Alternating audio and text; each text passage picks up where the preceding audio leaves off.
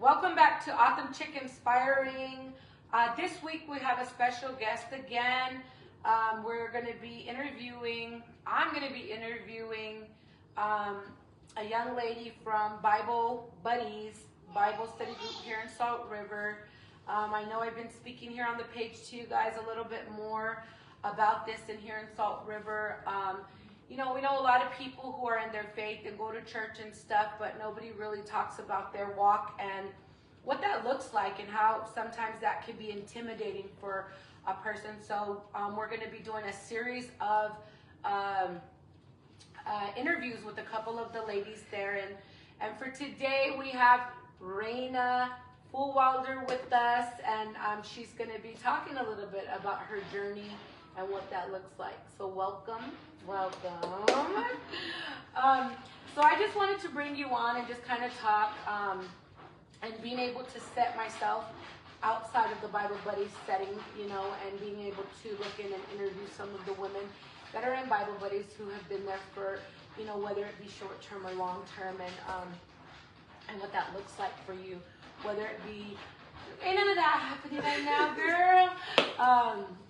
So I just want to ask, what was going on in your life when you felt the pull to turn to Jesus and seek Him more intentionally in your life?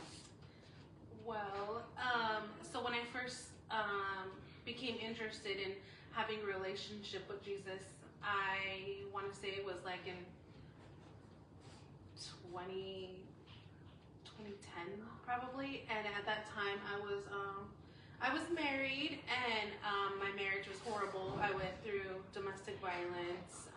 He went through addiction, and I was trying to find out through Jesus if I would be shamed or looked at negatively if I left that marriage. So I went to a church that we were going to in Fountain Hills, and I asked for guidance. And explained my scenario, explained my marriage and my relationship and everything. And after that, I kind of grew deeper into Jesus. But then went through that divorce and kind of experienced the free life, and I was living 1 foot in and 1 foot out. I would go to church on a Sunday, but I was at the club on a Friday night, and I lived that way for off and on for years until I decided that I was not living the way a Christian woman should live, and that my children were looking at me for guidance. So probably about a year and a half ago, that's when I decided to make the full change, and I don't drink anymore. I don't go to the club anymore. Yeah. Ooh, that's so cool. I mean, that's amazing. Okay, so what led you to join this particular Bible study group, and how did you feel walking into it for the first time? So the way I was introduced to the group was I felt that tug in my heart of having a deeper relationship with God. I just knew that meant diving deep into His Word. But every time I opened my Bible, I didn't know where to start. I started at Genesis, and I was confused. The words were so big. I didn't know what kind of book to get. I didn't know Christian Standard Bible. I didn't know which one was for me to understand. So I saw Kiriam post something about a Bible study, and I chimed in and said, yeah, you should have a Bible study. And she's like, oh, I've been telling my mom, and I kind of just kept encouraging her. And then Rosa said she also too felt that tug in her heart to do it, so she decided to do it, and I was one of the first ones to come. How I felt coming in, I was nervous because obviously I know Rosa, and I hear her name and I hear Kiriam's name, but I didn't know them. And I was making the leap on my own. I was taking the step myself to come to Bible study, and of course I was nervous walking into someone else's home because it's not my home, but it was so welcoming. Rosa was welcoming, Kiriam was welcoming, and everybody that is here has been so welcoming. Nice. And that was, I would have to say, you say year and a half, October 3rd, 2023 is the day that you walked in them doors. Since attending the Bible study, what has God revealed to you personally or how has your understanding of the word deepened? Ooh. I feel like it deepens every day, you know. I feel like he shows me, he reveals something to me every time, whether that be just reflecting on myself, I guess. Like, I feel like he's showed me that that he's there, you know, in all different forms, whether that be just opening doors for me, whether that be shutting doors for me. He's there, and he has a purpose in everything. I feel like the need to grow closer to him has set me up for all the trials that I've been going through this past, like, you know, months. I feel like I've been getting hit after hit after hit. But, you know, having my foot in a prayer circle like you guys, I feel like has provided me with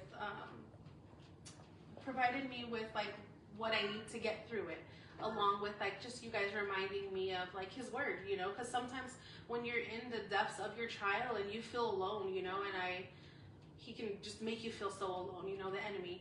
And so having my connection with Bible study has helped me regain his word, and, you know, reminding me of I'm not alone. Amen. Good. That's good. That's good stuff. So how has your walk with Jesus impacted other areas of your life, like your relationship, your mindset, or even your daily habits?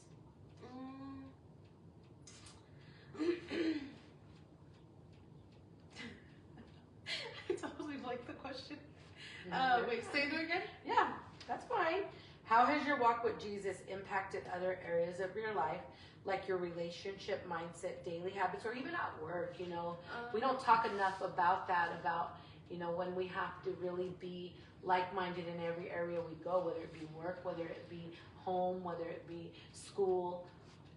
I feel like the way he has impacted my personal life is I was so big on just gaining my own relationship with him that I forgot other people in my family's relationship with him. So I kind of took a break on Bible buddies for like the last 6 weeks, because I started taking marriage classes with my husband, because I felt like I was gaining the relationship, but he wasn't gaining the relationship. So I decided to start doing the marriage classes with my husband so that we can have that connection together. And then when it comes to work, I feel like he's impacted my life because I try to speak his word into others versus my own opinion. Okay. And you take marriage classes here in the community, or where do you do marriage classes? No, I do marriage classes at my church, my home church, Victory Outreach Mesa. Nice. Mm-hmm. That's going good? Yeah. We were on a break, and then we just resumed on this past Monday. That's so good. That is so good. So what would you say to another person who feels lost, broken, or unsure about their faith, but is thinking about coming to a Bible study? Come. Come, you're not alone. We all feel alone. I mean, even me, you know, with having my relationship with Christ, I still feel there's days that I feel alone, and you're not alone. I feel like coming to Bible study has created some prayer warriors that are not only standing in the gap for their own families and their own selves, but they're willing to stand in the gap for others. Amen. So, and what is standing in the gap? Ooh. Standing into the gap is like just ready to fight in prayer for someone else. Yes. That's so good, because it's important, because I feel even as moms, like we're moms, right? Like we're always going hard for our kids, but we forget about our surroundings and the other people in our life, or even their kids, you know? Mm-hmm. So I think that's a good thing to touch base on and be able to talk about. And I really enjoy, you know, you coming in here and being able to share this with everybody, you know, watching, because, you know, having my podcast and being where it's at, and you guys know, those of you who've been long-term with me on my podcast know, like, you know, I was wilding at one point in my podcast. I was talking about stuff and cursing people out and doing things and just, you know, being bitter, ugly with people of, you know, that's done me wrong in my life. And it's like, I had to find purpose. So I like that, like how you were talking about taking a break and taking care of your marriage, going to marriage counseling. I had to take a break from this and really, you know, ask myself, and it was because I started getting closer to God, my relationship with God, like, I shouldn't be talking about people like this, even if they did me wrong. Like it was about my ex-husband, and we got in there, we built a podcast basically around bashing him, and, you know, realizing I was bitter and I was ugly. And so I had to take a break and come back and really focus. And those of you know it was because that walk I was walking. So, which brought me back to a whole nother perspective of how I could use my podcast for not only life stuff, but as well as what this, whether it be Bible buddies, whether it be Victory Outreach, many of you may be even included in churches in the community or other Bible studies in the community, but, you know, allowing the community as a whole, or people on here who are not from the community, understand that piece of it just takes that leap of faith to step into something, or to contact somebody, or to reach out to somebody and say, look, I'm struggling and I want to know Jesus. Yeah. So that's it. I just wanted to come on and hear your testimony. I'm pretty sure you could go a little bit more deeper if we asked, and I know I didn't prep for that, so I won't set you up for that, but thank you for coming and being part of Autumn Chick Inspiring. Oh, I just wanted to add this really quick. Go ahead.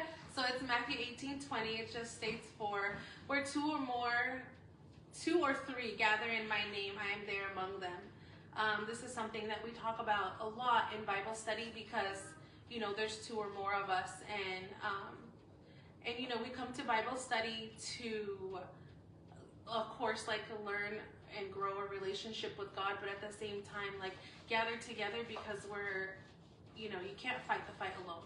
Yeah. And where two of us come together, you know, we can all join in prayer in His name, because although we're all believers, we still have trials and we still face, you know, problems. And just because we're Christian women doesn't mean we're exempt to that.